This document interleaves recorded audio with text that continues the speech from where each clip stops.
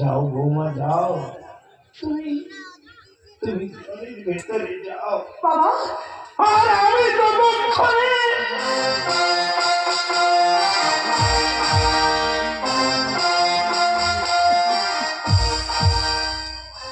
আমি এগুলোকে নদীর জলে ভাসিয়ে দিয়ে আসি।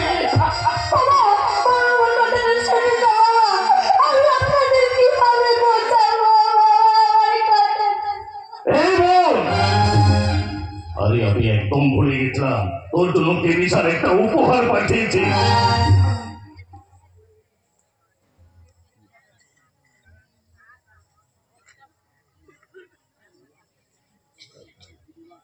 আমি মাঝে মধ্যে ভুলেই যাই জানিস। তুই কি আমার দাদা নাকি ওই কেভিন?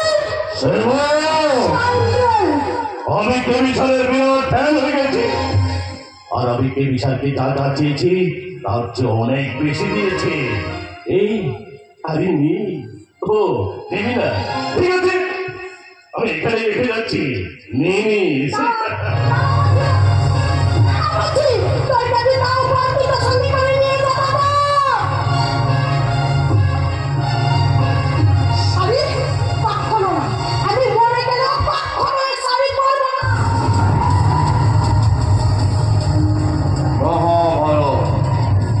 সেকালের মহামাতা ভগবান শ্রীকৃষ্ণ দ্রৌপদীকে কোটি বস্ত্র দান করেছিল। সেকালের ভারতের চরিত্র কৃষ্ণ তোকে একটা বস্ত্র দান করলো। আমি তোকে ঘৃণায় ছুড়ে দিয়ে আজ থেকে যুদ্ধ ঘোষণা করলাম। যুদ্ধ! ওরে বাবা, আবার সেই বাড়াবাড়ি। যা, তাই কখনো পারি? তুই কত বড় খিলাড়ি। তবে জেনে রাখ পশু, তোর সব খেলার চাল এই ইন্দ্রাণী করবে পাঞ্চাল। আরে যা যা যা যা, তোদের মধ্যে সামান্য মেয়েদের মুখে না বড় বড় কথা শুনতে একদম ভালো লাগে। ঠিক বলেছিস, সামান্য মেয়ে মানুষ। তবে ভুলে যাস না পশু, দেবী দুর্গার আসনে কিন্তু বসে আছেন একজন মেয়ে মানুষ। বাহ বল বাহ, তুই তো সংস্কৃত মাস্টার মশাইকে হার মানে দিবি। নে নেকামে না করে এই কেবি তোমার শাড়িটা তুই পরে নে। আরে শাড়ি পরলে তো বড় কাপড়ে কাচ্চা হয় না। আচ্ছা হাই পানারে, আমরা কাঁচা দিই না। কারণ 12 হাত কাপড়ের মধ্যে 2 হাত কাপড় যদি কাঁচাতেই খরচ করে ফেলি, তাহলে তোদের মতো অসুখ চরিত্রের মানুষগুলো লজ্জায় মুখ লুকাবে কথা। তাই শুধু মুখ লুকানোর জন্য নয়, প্রয়োজনে তাকে গলায় দিয়ে ঝুলে পড়তে পারি। তার জন্য এই শাড়িটা আমি তোকে ভিক্ষা দিয়ে গেলাম, ভিক্ষা। আমি নারী, পৃথিবীর সৃষ্টি থেকে ধ্বংসের মূলে এই নারী। যে নারী ধানের শীর্ষতে ভালো কি করতে পারে, প্রয়োজনে সেই নারী তোদের মতো অসুরকে পথ করতে পারে। তোর আসল থেকে তোকে আমি টেনে নামাবই, তোর মুখোশ আমি খুলে দেবো, তোর অহংকার আমি মাটিতে মিশিয়ে দেবো। একজনে তোর ভয় মুখ বন্ধ করে রাখতে পারতে তোর বিরুদ্ধে পড়তে উঠবে। আমি তোর এমন অবস্থা করবো দেবী, তুই ঘুমিয়ে ঘুমিয়ে চিৎকার করে বলবি, ক্ষমা করে দাও, ক্ষমা না। তোর কোনো ক্ষমা নেই, ধ্বংসটাই ধ্বংস। আজ থেকে শুরু হলো তোর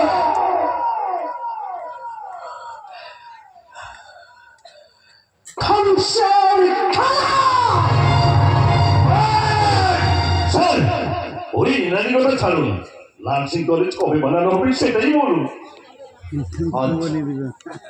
এখানে এরপর থেকে যদি আমার আশেপাশে ঘুরে যাও, তাহলে সব তোকে চলতে চলে বেরোতে পারে। ভাইমান এত বড় ধোকা।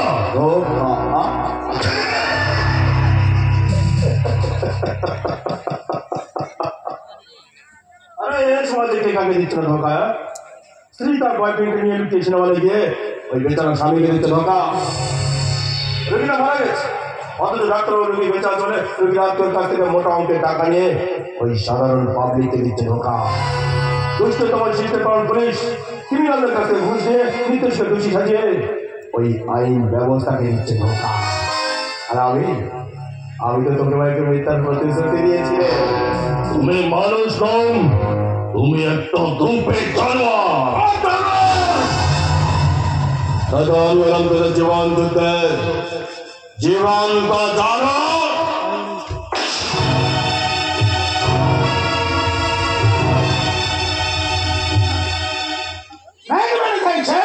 আমাকে এই রাজ্য দেওয়ার জন্য আমি আপ্রাণ চেষ্টা করবো স্যার, আমি আপ্রাণ চেষ্টা করবো ক্রিমিনাল গুলোকে অ্যারেস্ট করবো। তুমি আমাদের সবার জীবনে একটাই কাজ রাখো, তোমার জন্য আমার সাধারণ সংসার ছাড় খাওয়া হয়ে গেছে। আজ তোকে আমার হাত থেকে কেউ বাঁচাতে পারবে না। কেউ বাঁচাতে পারবে না।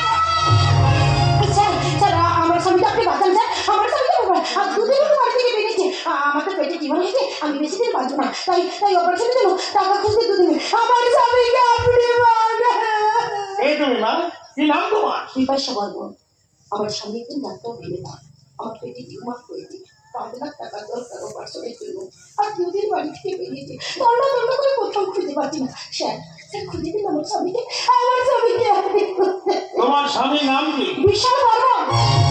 তাকে দেখতে হুবহু ওই পুলিশ ইন্সপেক্টর বিবেক চৌধুরীর মতন, জানেন ওই দেখি একদিন আমাদের বাড়িতে লোক পাঠিয়েছিল ডুপ্লিকেট বিবেক চৌধুরী থেকে অভিনয় করার জন্য। আরে সে তাহলে তোমার স্বামী আমার ঘরে ঢুকেছে, তার মানে তোমার স্বামী আমার সন্তান ছেলে আমার ঘরে ঢুকেছে।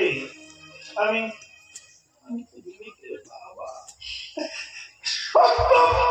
চৌধুরী। ও আমার ছেলেরা বান্ধবী ইন্দ্রাণী শ্বশুর জানেন, ইন্দ্রাণী একদিন আপনাদের বাড়িতে আমাকে আসতে বলেছিল, কিন্তু কিন্তু এটা আমার জানানো ছিল না স্যার। ওই পুলিশ ইন্সপেক্টর বিবেক চৌধুরী ইন্দ্রাণীর স্বামী। বিবেক আর ইন্দ্রাণী নেই রে মা,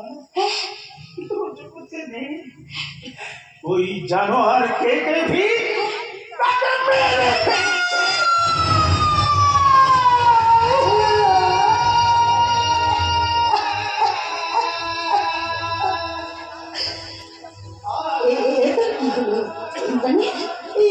কি হলো সেই ছোট্টবেলা থেকে তোর আমার ভাগ্যটা একই সত্যি বলো, তাহলে বল ইন্দ্রাণী বল, তুই আজ কিন্তু আর আমি সাধু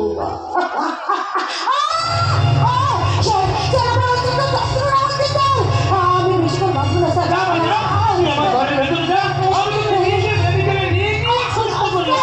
আপনি আমাকে বাঁচাবেন তো স্যার? স্যার আপনি আমাকে বাঁচাবেন।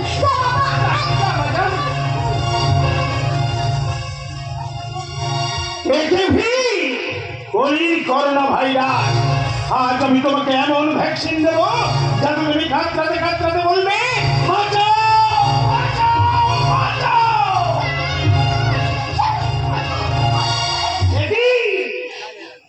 দেবী পরম সেবিকা মোনালিসা, তা চক্রান্ত করে তোমার ছেলেটাকে মেরেই ফেলেছ। আর কি চাও? এই সত্যব্রত চৌধুরী একটা সিংহ থেকে হয়ে যাক। আপনি সিংহ ছিলেন, সিংহই থাকবেন, আর এই সিংহের উপরে ভর করে মা দুর্গার আগমন ঘটবে। আমি দেবী নামক মহিষাসুরের দল। স্যার দেবীর মৃত্যুবার।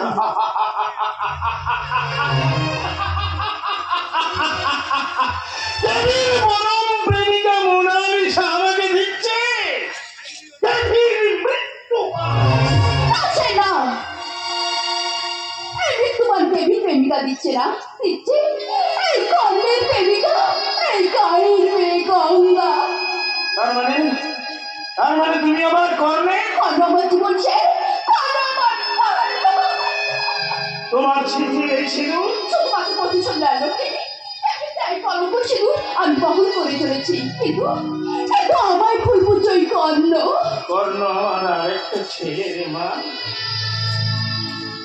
কর্ণ আমার আরেকটা ছেলে, আমার প্রথম ভালোবাসার প্রথম ফসল।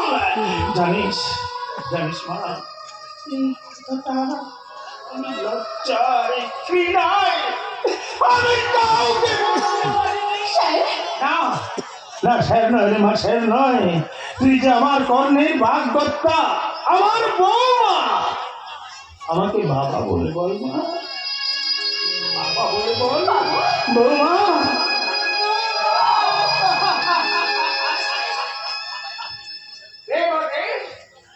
মৃত্যুবান কি আছে এই প্যান ড্রাইভে? দেবী সমস্ত কুমারী জ্বলন্ত প্রমাণ।